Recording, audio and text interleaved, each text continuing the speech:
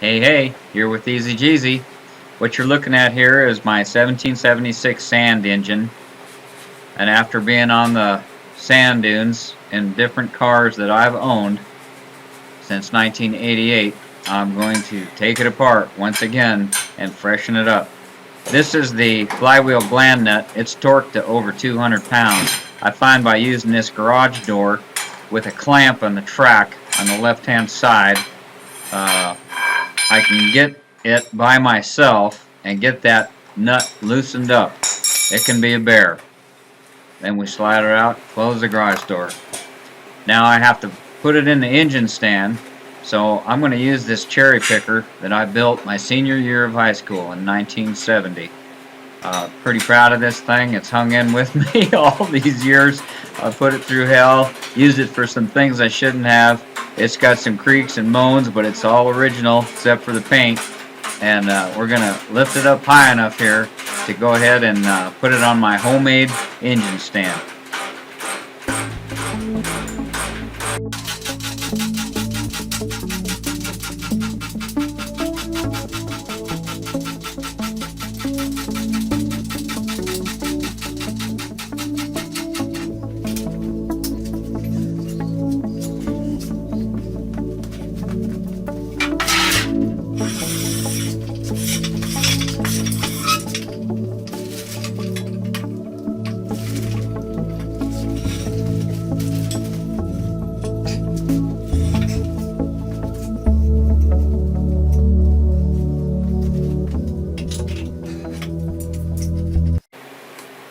Alright, so here we got her up on the stand safely.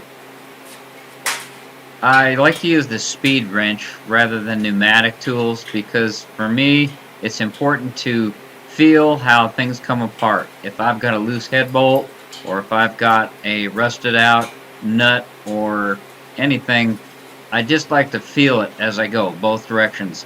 I had already broken the tension on the head bolts and I was just using this speed wrench to take the nuts and washers off the rest of the way quickly.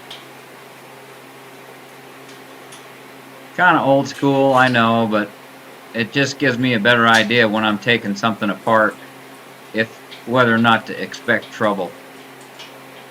Now, usually you have to tap these heads to get these things loose. And if you're going to use a rubber mallet and tap on these heads, those fins break off real easy. So what you want to do is just get it to kind of break loose and strike it in a good safe spot, straight up and straight down, and a lot of times it'll come loose. You'll have the push rod tubes on the bottom. Those are a pain in the neck and they're nice and oily, but everything will come apart. I had already taken the push rods out of those tubes. I'm looking it over. I'm kind of excited. I want to see if I had some carbon tracks to indicate whether or not I had some cylinder heads leaking.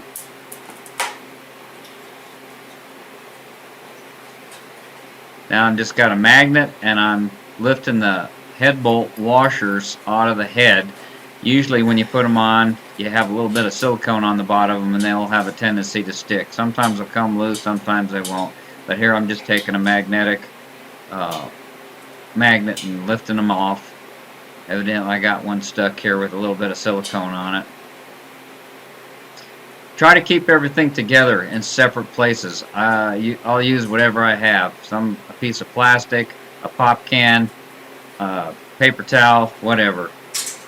Now I've got the head in my hands. I'm going to bring it over to the camera, let you take a little bit closer look at it. There's no burnt up oil deposits on the inside. The cylinder rings looked like they were sealing real good and not leaking by the cylinders. Quite a lot of carbon in there, but those heads have been on for like 20 years. Here's a close-up of my little 20-year-old touching up the ports, and you can see the bosses that go around the valve guides. Most new heads that you get don't have the bosses on those valve guides on the intake or the exhaust. But in this old Volkswagen head, that was a point of Gene Bird's to leave those in there and not cut them out. Even though it does improve flow, it does interfere with the longevity of the head. So now we're just going to pop the bail and do the same thing on the other side.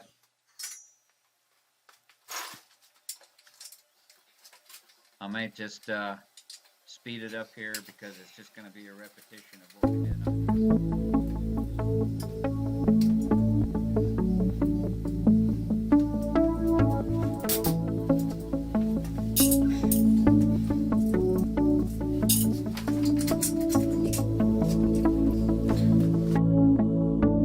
Alright, I've got the rocker arm assembly off, and I've taken the Geenberg push rod. That's a chromoly push rod with his famous May West end, and you can see how it articulates real nice in the socket. If you have a high lift camshaft, sometimes a stock push rod end can bind up. Here you're looking at the Geenberg swivel foot adjuster, and this covers a huge area, the whole top of the valve, and it doesn't dig in, and it's a lot easier to adjust than the stock ones by far. So we're going to go ahead and pull out all those chromoly push rods, putting them in a container. Got an old coffee can on a table behind the camera. They usually are full of oil and they'll make a mess and leak all over, and they are pretty slippery, so just kind of clean as you go. Probably a good idea to have nitrile gloves on, but the oil was pretty clean, and sometimes you're just making a video and you forget to do that kind of stuff. Get that 15mm socket and get to crack-a-lacking on those head bolts again. Oh, I put it on the ratchet. That's what I did. I'm breaking the tension to get them loosened up before I put the speed wrench on. I did this a couple days ago, and I didn't speak at all while I was doing it. That's why I'm having to narrate right now. Sometimes I found in a video, you get to talking and your mind wanders, or you start doing what I'm doing right now, getting tongue-tied, and it just bores people to tears, and you get off topic. So now we got the old speed wrench going again, collecting up those washers. Now the head bolt, I keep calling it a bolt. It's a head stud, I guess you could call it. It's very long, goes all the way into the engine block.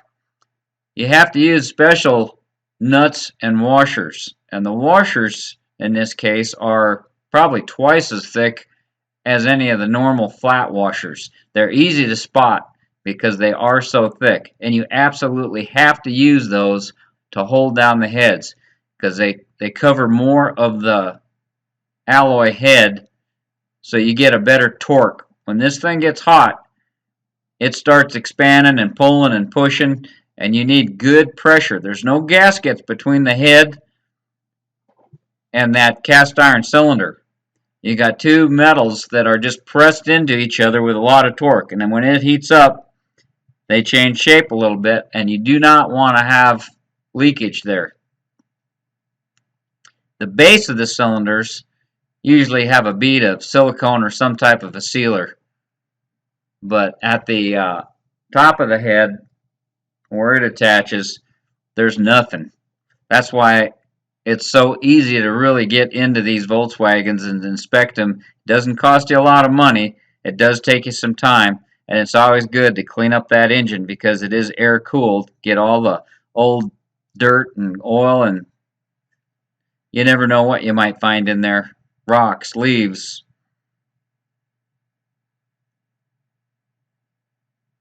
Now, these things didn't come off very hard at all. I was very surprised. And on this old engine, it had the 10mm head studs. The newer engines had 8mm. There's those darn pushrod tubes. They just have silicone seals on the end. Those are 20 years old, and I bet I could reuse them again. But they will burn into the head there and stick, as you saw. But it's not a big deal. Now we got to go after with those washers with that magnet again. The ones on the top, I never put any sealer under. The ones in the rocker arm area, those have a lot of oil in that area, and so we have a tendency to put silicone or some type of a sealer under each of the 4 head stud bolts there. And the magnet will allow you to lift it up. Just makes it a little bit easier. No big deal. Now, on these heads, they have double springs. Gene Berg recommended double springs with this Gene Berg camshaft. It was the 295 camshaft. And here I'm just going to bring it over to the camera, let you look at the sealing ring around the inside of each head where the cylinders go. There wasn't any carbon tracks there, which means those heads should be in pretty good shape. You got shims right there on the rocker arm studs, and that was to get the correct geometry onto the valves. You got chromoly retainers, and I'm kissing them because I think they're sweet. They've held together all these years. I hope I'll be able to reuse them. One of the reasons I got into this engine was to see if there's any parts I can use on my new build. I was actually going to start it up and let you guys hear it run, because I've had a few stories already posted about my old 17.6 sand engine. It has straight cut cam gears, had all those Gene Berg parts. I'm inspecting the cylinder bores right now, and there wasn't a lot of ridge. And I think here I'm going to probably take the camera off the stand and show you there's this interesting copper ring. There's quite a bit of head clearance here to keep the compression down. And I noticed that it had this copper looking appearance, and I don't know where that came from. I don't know if it was the fuel that I was burning or what. But we'll be looking at it again before this is all over, in case I missed something. Not too much longer. I know you've been hanging in there for over 10 minutes. Your eyelids are getting heavy. Now, looks like those, see, I'm going to take that soft hammer and I'm going to tap on these cylinders. Now, these cylinders are cast iron and they have fins on them, and you can break them. You want to be real careful if you work on these things to get them loose. Maybe I just set the hammer up there. At any rate, I appreciate you watching this. I've got some other parts that I'm going to do. I might just make a separate video. I apologize. I'm always trying new things. See that copper edge there on the outside? The cylinder bore looks okay. Now, I remember when I honed these cylinders and I put a chrome top ring on it. And I don't know if it would have anything to do with that. Here we're looking on the bottom. I have a special anodized aluminum oil pickup that goes on the factory stock pickup tube. Instead of running the oil screen, this had a full flow oil system, and it was contained in the bottom right there by that little plate. All aluminum, pretty compact, kind of allowed the deep sump, because in a sand engine you're going all kinds of angles and you'll have a tendency to lose the oil pressure. So thanks for watching. Thanks for subbing. TheEZGZ out.